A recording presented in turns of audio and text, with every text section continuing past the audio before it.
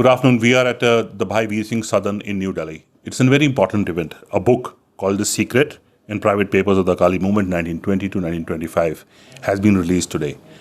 Dr. Mohinder Singh, who is the Director General of the National Institute of Punjab Studies at the Bhai Veer Singh Sadan, has edited it.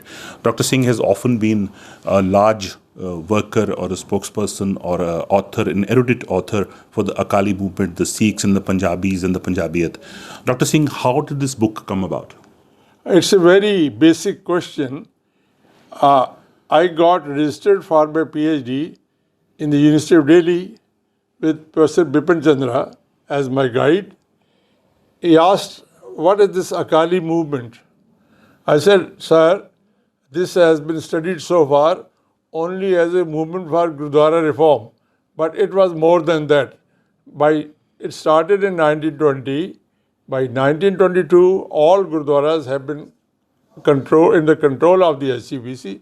There was no reform involved. So what was happening between 22 and 25, 3 years, surely the Sikhs who were known for their loyalty to the British Raj, they had come in open against them. And then there was an incident. The Deputy Commissioner of Amritsar took away the keys of Tosha Khana on the top of the entrance of the Golden Temple, has very, very valuable, precious things. So they took away the keys. Sikhs launched an agitation, and Baba Kharak Singh was elected the president. He says, you have to come and deliver because you took away at a date and time of my choice. That was the Sikh leader. And then from 22 to 25, 3 years, what were they doing? Right, became a war of prestige between the two. The British on the one hand, Akali supported by the national movement on the other. Okay. The book published by Speaking Tiger also has a foreword by celebrated author Mark Tully and former BBC journalist in India. Dr. Singh, the book, I was listening to the people, the authors who are available here, and you also brought out how the book is there. So this movement, the Akali movement, very little is known about it outside the Punjabi people or outside Punjab. How is it different from the Gurdwara movement? As I mentioned earlier, two books which were published, one by Professor Ruchi Ramsani, other by Teja Singh. This is Gurdwara reform. Struggle for reform in Sikh shrines. Second is Gurdwara reform and Sikh awakening. They do not talk of Akali struggle against British imperialism. So this is a question when I was being interviewed in Delhi University, asked by Professor Bipin Chandra. I didn't know who Bipin Chandra was. Later I knew he was a strong Marxist. Struggle against British imperialism made an appeal to him.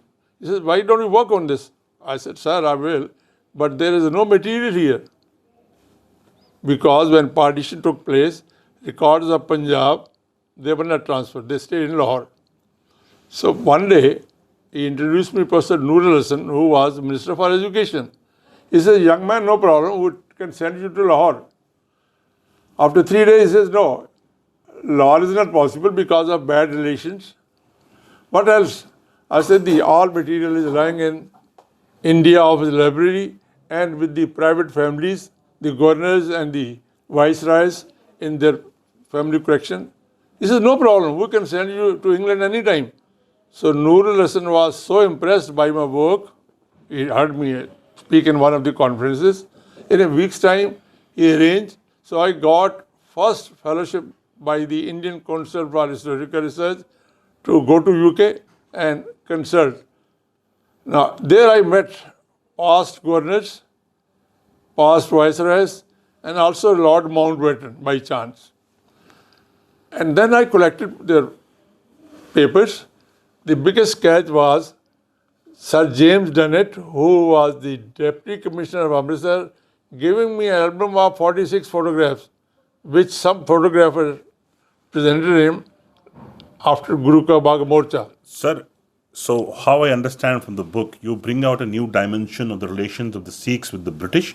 One, there was a section of the Sikhs who were in the British Army and glorifying doing their great work, which is often documented by military historians, the First World War, the Second World War, the Third Anglo-Afghan War and all that stuff. And there is also a Gurdwara movement going on, and you bring out the political opposition to the British by a group of Akalis. Is that what the book brings out? Because, as was being mentioned in the discussion, Britishers always wanted to have indirect control over historic Gurdwaras. And it was from the Golden Temple that killer of innocent Sikhs called Sardar Dyal, he was honored with his ropa. He was. By Arur Singh, government appointed manager of the Golden Temple. It was a big scandal. So then Sikhs got really disturbed. They started their movement for reform, throw these people out. So that was a departure from loyalty to the crown to open rebellion against the crown. That was a major shift in the Sikhs' relationship with the British. So the cutoff point is the Jallianwala Bagh in 1920, the movement start. Is that the case? No, it was impact of Jallianwala Bagh because the movement started as a result of reform of Dalit Sikhs by the professors of Khalsa College Amritsar. There was a tradition that people with low caste will offer prasad at a given fixed time so that high caste do not come in touch with them. This is what nonsense. In Sikhism, there is no caste division.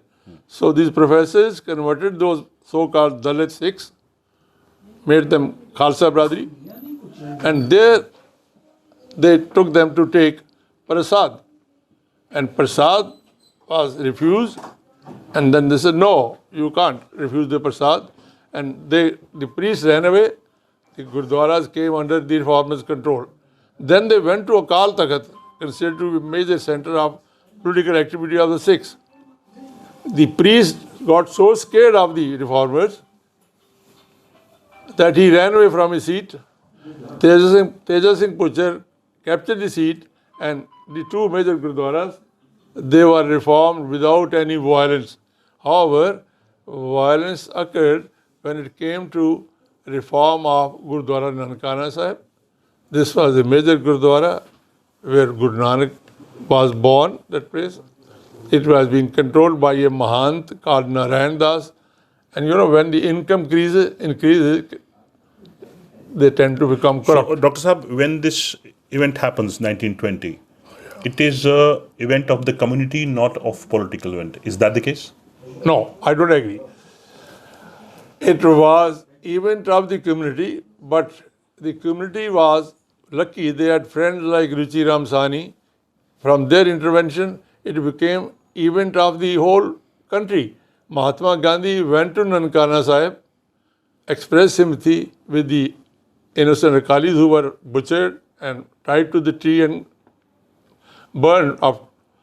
He says, my friends, you have reformed a small Gurdwara. Now it is your duty to reform the bigger Gurdwara, that is India. And when they won in getting the keys of the Golden Temple back from the British officials, he sent a telegram to Baba Khadak Singh, first battle for India's freedom won, congratulations. So it became a part of the national movement. True. But little with a difference. The difference is that the Akalis retained their traditional religion and politics combined. Dr. Singh, as you elaborate on the book, how does it turn from religious to politics? That's a very interesting question because there were two Maharajas. Maharaja Bhupinder Singh of Patala, who was loyal to the Britishers. Maharaja Ripudaman Singh in the neighboring state of Nabha, he was more inclined towards Sikh values. So when his father Hira Singh died, tradition is the British will go and offer you a baton or maybe some sign of sovereignty. He said, no, I will take Siri Sahib, the sword, after part by the Granthi. This means for him, Guru Granth Sahib, Sikh tradition is more important than the paramount power. So that they couldn't tolerate. And they forced him to abdicate. To put him back to his Gandhi, they launched an agitation called Jaito Morcha. Jaito Morcha is very interesting because it won sympathy and support of the Sikhs from India and abroad. A Jatha from Vancouver also came to join participant in Jaito Morcha. And very interesting account is, in the autobiography of Jawaharlal Nehru.